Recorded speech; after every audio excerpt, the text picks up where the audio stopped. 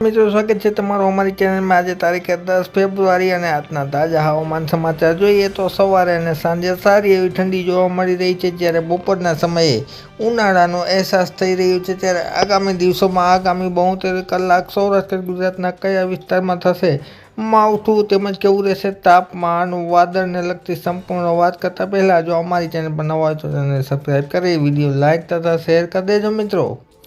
તારીખ 11 ફેબ્રુઆરીના તાજા હવામાન સમાચાર જોઈએ તો ઝાકળ સારી એવી જોવા મળશે પશ્ચિમ સૌરાષ્ટ્રમાં, જેમાં દ્વારકા તેમજ જામનગર, આ ઉપરાંત રાજકોટ, જૂનાગઢ, પોરબંદરના ઘણા વિસ્તારોમાં ઘણા ગામડાઓમાં સારી એવી ઝાકળ જોવા મળશે। જ્યારે વાત કરીએ કચ્છની તો કચ્છના દરિયાકાંઠાના વિસ્તારો નલિયા તેમજ માંડવી, આ ઉપરાંત કચ્છના રણમાં, ખાવડા અને રાપર વિસ્તારમાં તેમજ ભુજ વિસ્તારમાં પણ સારી એવી ઝાકળ જોવા મળશે। મિત્રો પવનો છે એ મુખ્યત્વે ઉત્તર પશ્ચિમના જોવા મળશે અને ભેજનું પ્રમાણ વધારે હોવાથી ઝાકળ છે એ 11 તારીખના રોજ સારી એવી જોવા મળશે આવતીકાલે।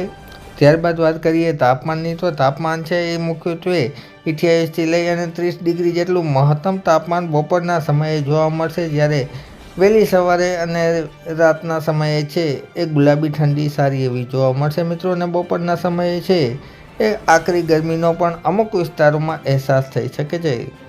ત્યારબાદ મિત્રો 12 ફેબ્રુઆરીની વાત કરીએ તો રાતના સમયે અને વહેલી સવારે છે એ 20થી લઈ અને 22 ડિગ્રી જેટલું ન્યૂનતમ તાપમાન જોવા મળશે, જેના હિસાબે ગુલાબી ઠંડી છે એ સારી એવી જોવા મળશે। જ્યારે પાકિસ્તાન તેમજ રાજસ્થાન બોર્ડરના આસપાસના વિસ્તારોમાં છે એ 17થી લઈ અને 18 ડિગ્રી જેટલું છે એ ન્યૂનતમ તાપમાન જોવા મળી શકે છે। એટલે કે એમ કહી શકાય કે ગુજરાતના ઉત્તરના ભાગમાં છે એ ઠંડીનું પ્રમાણ છે એ સારું જોવા મળી શકે છે, જ્યારે દક્ષિણના વિસ્તારોમાં છે એ ઠંડી ગુલાબી ઠંડી જેવી ઓછી ઠંડી જોવા મળશે મિત્રો।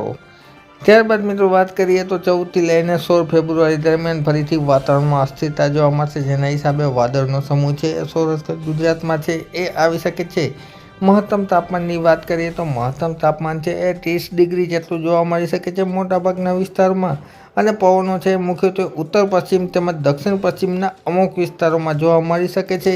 14થી લઈ અને 16 ફેબ્રુઆરી દરમિયાન એક મજબૂત પશ્ચિમી વિક્ષોભ આવવાની અસર હેઠળ છે એ સૌરાષ્ટ્ર ગુજરાતના ઘણા વિસ્તારોમાં માવઠું થવાની શક્યતા રહેલી છે। ત્યારબાદ આપણે વાત કરીશું 17 ફેબ્રુઆરી દરમિયાન તમે જોઈ શકો છો પાકિસ્તાનના ઘણા વિસ્તારોમાં છે એ માવઠું થશે, કરાચીની આસપાસના વિસ્તારોમાં તેમજ સાથે સાથે રાજસ્થાનમાં। જોકે સૌરાષ્ટ્ર ગુજરાતમાં હજુ પણ માવઠા બાબતે તારીખ 17ના રોજ છે હજુ સ્થિતિ છે એ સ્પષ્ટ નથી થઈ। ત્યારબાદ આપણે તારીખ 18ની વાત કરીશું તો 18 તારીખના છે એ કચ્છ બોર્ડર આસપાસના વિસ્તારોમાં છે એ અમુક વિસ્તારોમાં છાટાછૂટી અથવા તો હળવું ઝાપટું જેવું કમોસમી વરસાદ છે એ જોવા મળી શકે છે।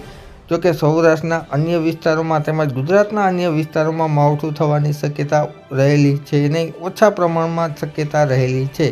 ત્યારબાદ હજુ પણ આ પશ્ચિમી વિક્ષોભ છે એ તારીખ 18 સુધી તો કે પાકિસ્તાન વિસ્તારમાં તેમજ રાજસ્થાનના વિસ્તારોમાં તેમજ ઉત્તર ભારતના વિસ્તારોમાં અસર કરતા થવાનું છે, જેના હિસાબે ત્યાં માવઠું છે એ સારું એવું જોવા મળી શકે છે। જોકે ગુજરાતને છે એ રાહત જોવા મળી શકે છે, પરંતુ 19 ફેબ્રુઆરીના રોજ છે ફરીથી કચ્છ વિસ્તારમાં, જેમાં ખાવડા, નલિયા તેમજ રાપર વિસ્તારમાં, ભુજ વિસ્તારમાં, આ ઉપરાંત મોરબી અને સુરેન્દ્રનગરની આસપાસના વિસ્તારોમાં તેમજ અમદાવાદના વિસ્તારોમાં પણ માવઠું છે એ હવામાન ચાર્ટ દર્શાવી રહ્યા છે। જોકે આ માવઠાની કેટલી અસર થશે અને કેટલી તીવ્રતા રહેશે તે બાબતે અમે આવનારા દિવસોમાં આપણી સમક્ષ વિડીયો દ્વારા માહિતી રજૂ કરતા રહેશું। માટે અમારી ચેનલ સબસ્ક્રાઈબ કરી લેજો મિત્રો। હવામાનની પડે પડની ખબર તમારા કામની છે, ચેનલ સબસ્ક્રાઈબ કરી લેજો મિત્રો।